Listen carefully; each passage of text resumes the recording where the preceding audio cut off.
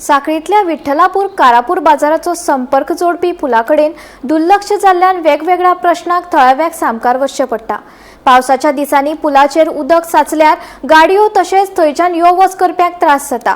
पुलाचेर जमिल्लो कोयर आनी वाडिल्ल्या झाडांक लागून अपघात जावपाची शक्यताय आसा। सरकारान हाची दखल घेवन बेगोबेग पुलाची दुरुस्ती आनी नेमान देखरेख करची अशी मागणी थळाव्यांनी केल्या। कारापूर सर्वन आणि म्युनिसिपालिटी हाका पूल जोडलेलो आसा।